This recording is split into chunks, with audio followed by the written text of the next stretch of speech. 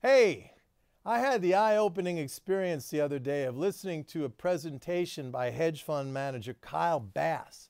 Bass runs Heyman Capital out of Dallas, Texas, I believe, and he's one of those debt doomsday guys, who for years has been talking about the U.S. Treasury market and why it's a bubble and why we're going to end up being like Zimbabwe, etc.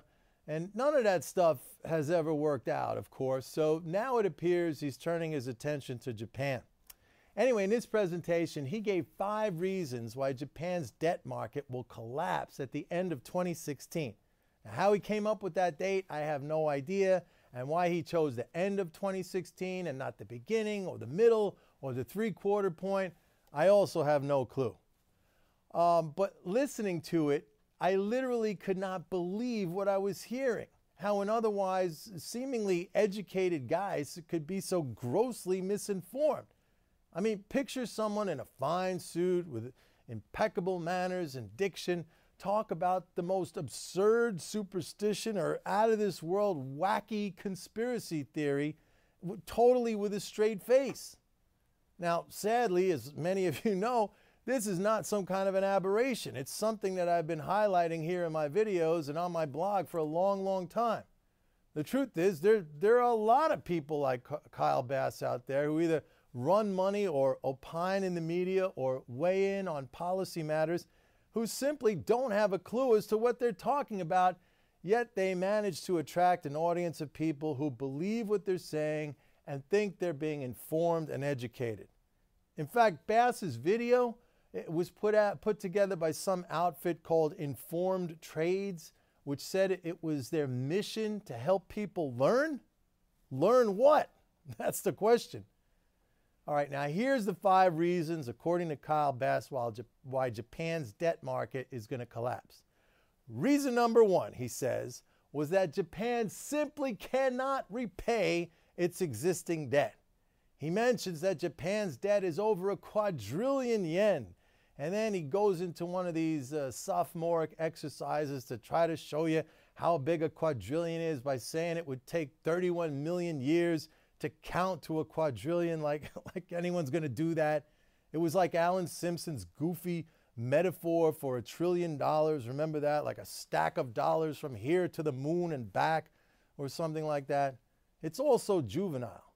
Informed people understand that Japan can never run out of yen, so it can never not be able to pay its debt. Pure and simple. That's why Japan's interest rates never even budged, despite the fact that the rating agencies downgraded the country's credit rating several times. Japan's interest rates are the lowest in the world, and there is zero chance Japan will default, or at least will be forced to default involuntarily. Nor is there any chance that Japan's printing of these yen is going to result in any inflation or hyperinflation. That's because Japan is a modern, productive country, and the printing of yen equates to a greater supply of goods and services, so prices never get out of hand. In fact, Japan is so efficient that they've been struggling with deflation for years and years and years. That's one of the problems they've been trying to address. Now, the second reason Bass says why Japan is going to collapse is because it can't pay the interest on its debt. Well, if it could pay the principal, which I've just explained, it could certainly pay the interest because, again, that interest is paid in yen and Japan issues the yen, and paying the interest is merely a matter of crediting bank accounts of the people or the institutions that hold that debt. And the idea that you need a certain tax revenue stream to pay for that interest is also wrong. I mean, ask yourself, where do people in Japan get yen to pay their taxes? I mean, where does the yen come from? Where does it come from? The government creates yen when it spends. So the very yen that is collected in the form of taxes was created first by government spending. That's the only way it can work. That's the only way anyone could get any yen. And even if taxes were never collected, Japan would still have the yen to pay interest. And interestingly, Bass seems totally befuddled by the fact that despite the fact that more and more Japanese bonds than ever have been issued. Interest rates in Japan are at record lows. He states that. He's like, so many bonds have been issued, but interest rates are at record lows. He clearly has a hard time understanding why. Now, the third reason Bass gives for the coming Japanese debt crisis is because he says Japan is not self-funding. Well, what does that mean, self-funding? How can a nation that issues its own money and which spends in its own money and where all of its liabilities are denominated in its own money never be self-funding? I mean, when you think about it, it's an absurd statement. And he tries to explain it by getting into this whole deep discussion of Japan's balance of payments, where he talks about the country's dwindling current account surplus and says that in the past, the current account surplus was a way that Japan got money, and that was the money that came into the country, and then they used that money to buy the government bonds. And when I heard this, like, I was beside myself with disbelief. Now, here's a guy who everybody listens to, yet he's stuck in some mercantilist gold-backed world of the 19th century where countries had to run positive current account balances to get gold, which is what they used to back their money. I mean, what money was he talking about? Did he mean the dollars that Japan accumulated with trade with the United States, or yuan accumulated with trade with China? And then what? Those firms in Japan and those individuals use those dollars and those yuan to buy Japanese government bonds, which are denominated in yen and can only be bought in yen? I mean, this is the same pervasive, misguided thinking you hear from people like Schiff and Jim Rogers and Kotlikoff and Ken Rogoff. All of these guys are frozen in a time long ago when nations would have to run current account surpluses to fund themselves. It's no longer applicable. Kyle, we're off the gold standard. We're off convertibility. It's fiat money. And you know how you fund fiat expenses? With fiat money.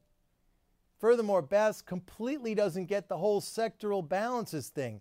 You know, the fact that the balance of the three sectors of the economy, the private domestic sector, the governmental sector, and the foreign sector, have to all sum up to zero. So when Bass says that Japan has a 1% positive current account balance, but a 10% fiscal deficit, and he's trying to imply then, like, that's the reason why they can't fund themselves, he doesn't understand that it also means, by definition, that the private domestic sector has a 9% positive balance.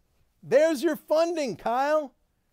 Now, those numbers may shift around from time to time, maybe less of a current account surplus, more of a governmental deficit, more of a private sector surplus, but they all add up to zero in yen terms, meaning you're always self-funding as long as it's in your own money. Okay, on point number 4, now here's a point where Bass actually says something meaningful. He's talking about demographics in Japan.